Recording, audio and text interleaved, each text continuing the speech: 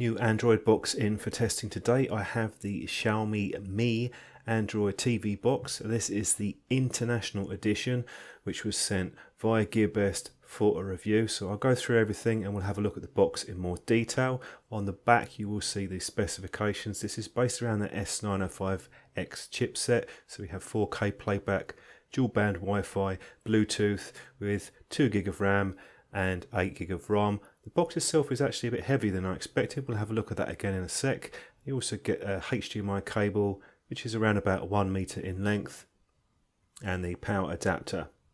This is the UK version, so you'll get one depending on where you are living. Now the remote that's supplied is quite simple look and design, looks very similar to the Amazon Fire remotes, but it's plastic on the circle area. There's no rubber on that. You also have a microphone at the top. This is a Bluetooth remote, so no line of sight is required with this at all. So you can just pair it up to the box. That's quite a nice feature to have. And it takes 2 AAA batteries. None are supplied. These are my own ones. Now looking at the box, very simple and basic design. Matte finish on it. There is a panel on the front, but there's no obvious indication of an infrared remote. On the underside we have a sort of silicone area ring to provide some stability, and on the back you'll notice we only have a few connections: the power, 1 USB, HDMI out and a digital audio out. So very limited connections on this box compared to most Android boxes. The supplied user manuals are basically mostly in Chinese. There is a few diagrams and some warranty information, so not much there that's of any use. Although these are pretty simple to set up. Now because of the limited connections, I have my own USB hub. This is a USB 2 hub and it can plug into the port, so I have 2 USB ports and a micro USB, so it gives me a potential of 3 and an Ethernet port. So we'll test that and see if that works later on. Now when you boot the box up, it's actually got a pretty subtle LED on the front. The only thing else you'll see light-wise is from the digital optical output at the back. So there's no flashy lights on this. They've gone for the minimalistic look. Now we're just booting up. You get an introduction which basically guides you through what you need to do, and that includes putting the batteries into the remote. And once you've done that, it doesn't take too long. It's going to start looking for the remote to pair it up via Bluetooth. So once I actually get around to pressing the button, which I will do shortly, you'll see that the remote will pair up to the box. And you get a little tick just to show you. Then you just go onto your language selection as you would do in a normal box. You have a choice of how to sign in. You can either go in there with use a browser, which I think works quite well on any computer that's connected to the same network, could be a desktop or a laptop. You can also manually go in and select your Wi-Fi network. We're onto the main home screen now, and you'll notice by the look that it is completely different to most Android boxes. That's because it's running the Android TV. That means it's just a variation of the standard Android. It's designed really for ease of access, particularly to media. You can see I'm at the bottom here looking at apps that are installed. Now what comes on this box? Not much apart from the Red Bull TV. You have YouTube and Netflix was installed. I uninstalled that because I don't use that. So you'll see at the top you have the recommendations, and because YouTube's there and I've signed into my account, it will start to bring up recommendations based on that. You can customize what shows up in the recommended panel to a degree, less so with the apps, but you can have some say over that. Now going through the YouTube app, it's actually pretty good. If you use YouTube a lot, which hopefully you do because you're watching this video, you'll be able to navigate quite nicely with the remote, the D-pad, the controller, so you can skip through videos. You can also go to the main channel itself, captions, etc. So it works pretty well, and if you're a big YouTube user, you will quite like this particular app on the box. Now if we go into the settings and have a look there, you'll see it's very similar to most Android boxes. We do have some adjustment with the screen. You can change the screen resolution, and this does support up to 4K. You also have the Google Cast, that's the proper casting, so that works very well if you want to cast from a device like a phone or a tablet. With regards to the installed apps, I'll just go into that very quickly. These are just downloaded apps that I have put on myself, apart from the Red Bull TV, and we'll go through the apps a bit later on, because there are some limitations depending on where you install them from. The storage on this, just over 5 gig I've got left, so slightly higher out of the box. It's a bit limited on the storage, but it might prove adequate for most people. There isn't that many options, particularly if you go into the playback, just that one. You can customize the home screen. For example, you can remove apps from the recommended row. So if you didn't want YouTube or any Play Store, things like that, it does push the Play Store a bit, not as much as the Amazon box would push its own stuff, but it's they're definitely pushing it a bit on that. Now you can change the order with the apps and the games row as well. You can reorder them yourself or organize them by when they were recently used. So you can see I'm moving it around.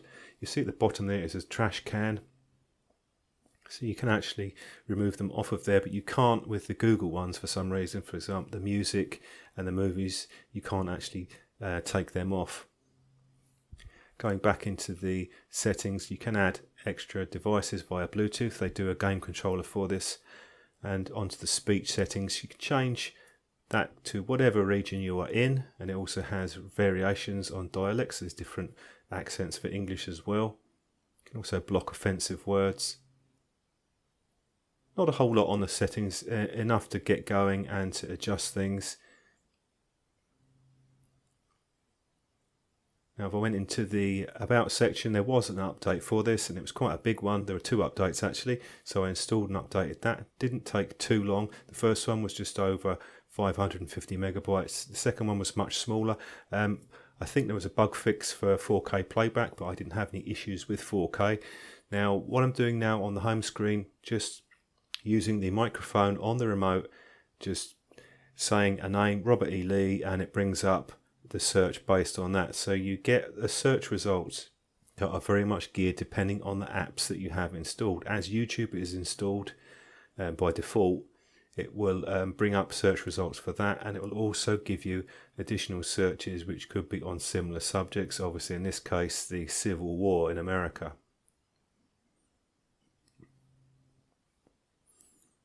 Once you install more apps later on, you'll find that the search options, you can see at the bottom the circle going around, it will start looking through other apps. So if you have a news app installed, or maybe a sports app or Facebook, if you start using the voice search, it will be able to pick those up and access that in the search. So I'm just throwing in Battle of Fredericksburg again on the voice control, and YouTube has come top for that. So initially it doesn't seem that useful, but over time, once you install more apps, you'll actually come to find it quite a handy thing to use.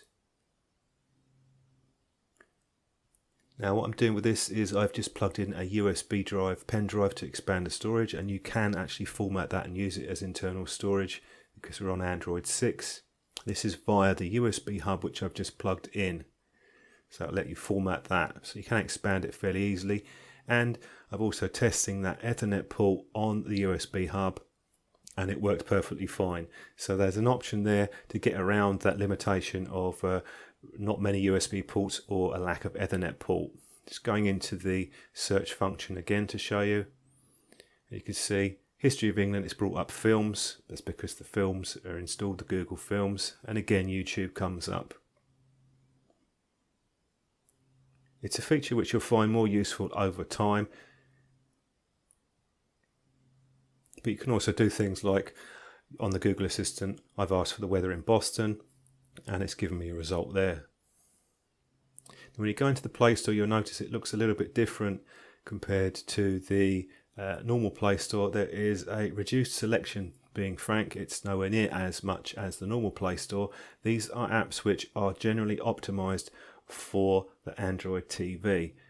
With the games, most of them, but not all, will require a game controller. They have a separate section for that. You'll see most of the common ones here, but it isn't as large by any degree as the normal Google Play Store. That's because these apps are designed for the Android TV. So once you install them, you can use them with the voice search and also the controller. You can use the controller with these apps without any issue. Now, one thing that is missing is a web browser. I have no idea why, so I found this one called Puffin TV. This is a free browser, and I installed this, and I've been playing around with it. You've got different options, such as the search, for example, CBS, Fox News, Bloomberg, Vimeo, YouTube, but also the social ones, and perhaps the most important is Bing, Google, and things like that. So I've gone into Google, and you can also use the voice search on this. So I'm looking for Wikipedia, take me to that. You can, if you want, bring up the control pad, the text, so you can manually input the text if you want, and you get a digital mouse. This is because this app is designed for the Android TV. You can install other browsers if you want, that you'll just have to use an Air mouse or a mini wireless keyboard to be able to use them properly, because they're not going to automatically scroll down. So that's something you need to watch out for. And once you're in the browser again, you can start using the voice search or just typing in results. I put in Stonewall Jackson, so we bring that up. We're on a Civil War theme today. And you can also see that it scrolls down itself once you move the cursor down. It's digital. I prefer an Air mouse, but that's what we get with this particular model. That's something they should have put in, really, is that Air mouse would have really been the icing on the cake. Not a bad little browser. You can also add it to favorites and store them, so worth installing that. And I put Kodi on this as well. This is available through the Play Store too. Haven't configured it at the minute, but that's an important option because a lot of people will be using that. It's very popular, particularly once you put the streams in. And I also tried Aptoid. You can install all of these apps. Just bear in mind, once you do, they're not necessarily going to work with the remote, because you don't have even a digital mouse function on this remote, other than when you're in an app which allows it. Just do another voice search now. So you can see here, I've just done one for speed test. So it's, because that app's not optimized, it will just bring up a general result for you. Onto the apps bar, you'll notice that some of the apps don't show that I've installed. So if you install stuff from the Google Play Store, they will show, but if you don't, they're not going to show up. There's a couple of workarounds for that. One is to use the side loader. This is a launcher, so it will show the apps, and I think that works okay. Some people use the clone app, hit and miss results on that. You can see Showbox runs perfectly fine, but again, I'm going to need to use my Air mouse or a mouse to get that to navigate properly. Back on the voice search, just trying that again. And it's going through the results based on the apps that I have installed. So I don't have that many apps installed, so it's not going to bring up much, other than if I want to rent or buy a movie or YouTube videos. Time for some quick benchmarks. This is Geekbench 4. We got a good score of 1866. It's around about a similar score, slightly faster than most of the S905X chipsets that I've looked at. There are faster boxes out there, but they're still decent. And the graphics performance, this is for 3D, and at the end of the result with that we got 1709 24.4, which is a decent result. It's definitely a good step up over the entry ones, but it's not a dedicated box. You'd be looking at the Shield if you wanted to do intensive gaming. A lot of the games do need that control pad, as you can see there. Now on the Wi-Fi test, it actually did really well. One of the fastest speeds that I've had. Ping's a bit high, but I still got just under 40 megabits a second download. And I've gone back to the browser just to experiment with that. They're not really sure why they didn't include a browser with this, but there are a couple available from the store that you can get. It's time to come to a few conclusions with the Mi box. The most obvious limitations are the connections. I'm not sure why they've reduced the connections and not put the Ethernet port on the back or the micro SD card slot. That's a strange omission, and just the one USB. You can work around that. That's something which I would consider a strange design choice. I'm sure most people do connect via Wi-Fi, but having a choice is a good thing. On to another negative, I would have liked that Air mouse functionality, and at the minute you can't display non-Play Store apps on the main screen. You have to work around that. You can still use them all, so that's not a problem. On the upside, do like the interface. It does grow on you over time. and I found the streaming performance was good, and the Bluetooth remote is a nice feature too. You don't need line of sight with that, you can just fire away and use that. Also quite happy with the Wi-Fi speeds. So despite some flaws, it is a nice box. The main appeal with this is going to be that interface, because it does work very well for media interaction, certainly better than most of the Android boxes. It remains to be seen where they go with the box, whether they'll update it to a new version of Android or whether there'll be new updates to Android TV. If there is, we might have a look at that later on. So thanks for watching the video. If you have any questions, do leave them below, and don't forget to subscribe, where I'll be looking at more Android boxes in future videos.